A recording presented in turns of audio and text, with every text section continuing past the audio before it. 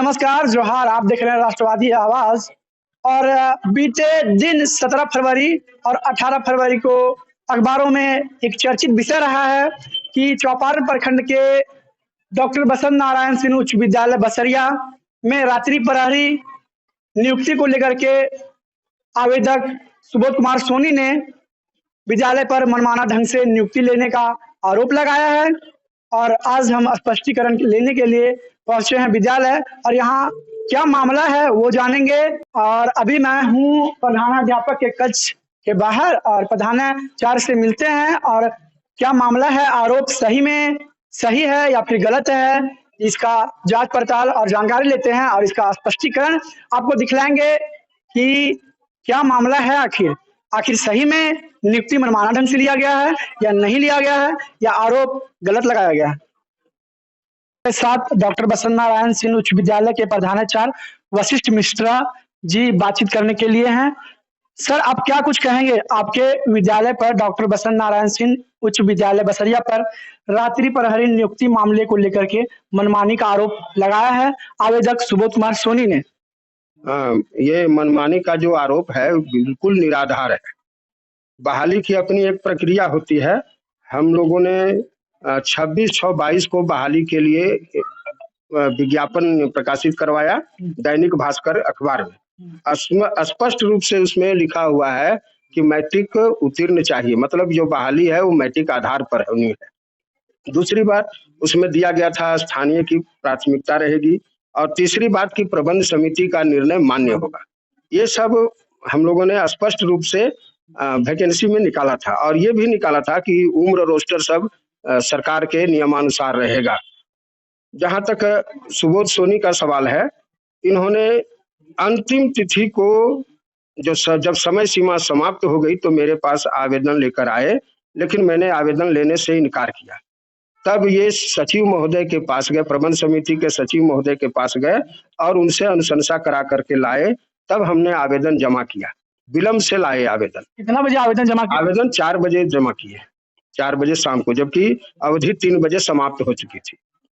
फिर भी सचिव महोदय के अनुशंसा के आधार पर मैंने आवेदन लिया और उनको नियुक्ति प्रक्रिया में शामिल भी किया।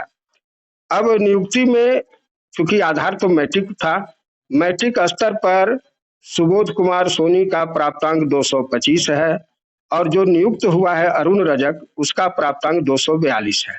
तो मैट्रिक स्तर पर अरुण का प्राप्तांक अधिक है। दूसरी बात, स्थानीयता की जो बात है, तो दोनों सुबोध कुमार सोनी और अरुण रजक दोनों बसरिया पंचायत की हैं, और दोनों का गांव अलग अलग है। सुबोध का जो घर मकान है वो कठम्बा ग्राम के अंतर्गत आता है, जबकि अरुण का अमझर ग्राम के अंतर्गत आता है। क्योंकि दोनों एक ही पंचायत के निवासी हैं, इसलिए दोनों ही स्थानीय है।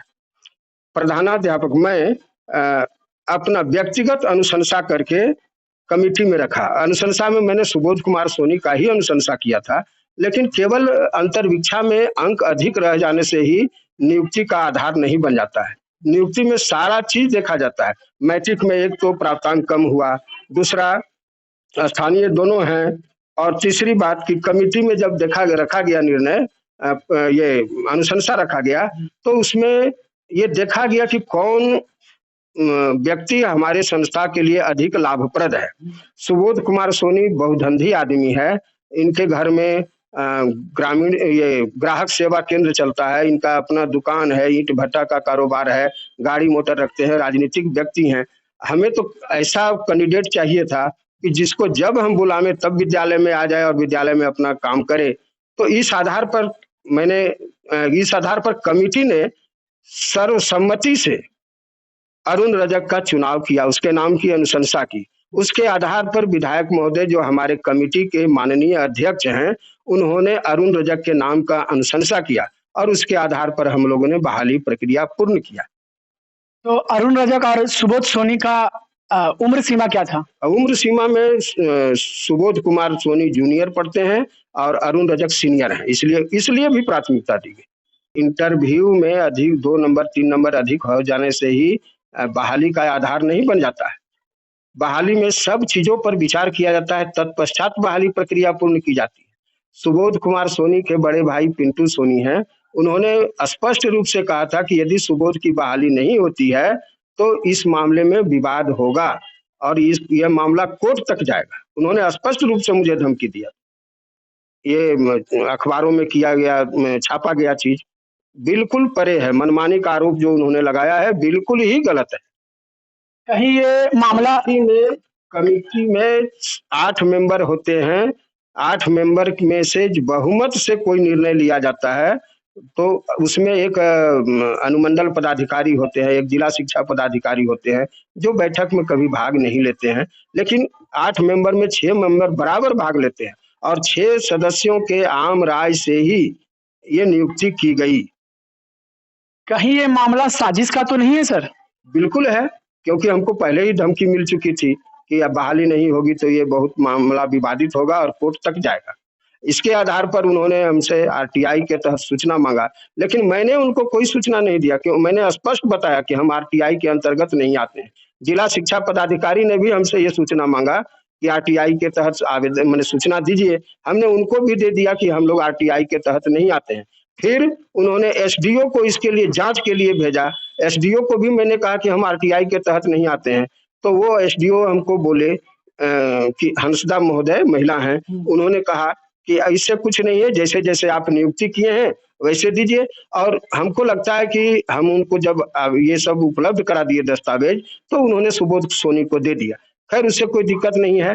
दिक्कत ये है कि कम अंक होने के बाद, मैट्रिक में अंक कम है लेकिन इंटरव्यू में 2-3 नंबर ज्यादा है, इसी के आधार पर वो हम लोगों को परेशान कर रहे हैं, हमारा समय नष्ट कर रहे हैं, हमको विवाद में खींच रहे हैं। तो इससे मतलब सर आपका समय कितना जा रहा है? कितना दिन लग गया? बहुत। एक तो मानसिक तनाव में रहते हैं कि उच्च पदाधिकारी डीओ हैं और एसडीओ हैं, वो बार-बार फोन करते हैं हमको। ये भी एक बार फोन किए, उस समय हम आँख का ऑपरेशन कराए हुए थे, हमको बोलना नहीं था लेकिन ये फोन पर हमसे मांग रहे थे। तो इस तरह से हम बहुत मानसिक रूप से प्रताड़ित हुए हैं और शारीरिक रूप से भी प्रताड़ित हुए हैं। बार-बार हजारीबाग दौड़ के हमको डीओ ऑफिस जाना पड़ता है, एसडीओ ऑफिस जाना पड़ता है। देश दुनिया की बड़ी खबर देखने के लिए जुड़े रहे हमारे साथ। राष्ट्रवादी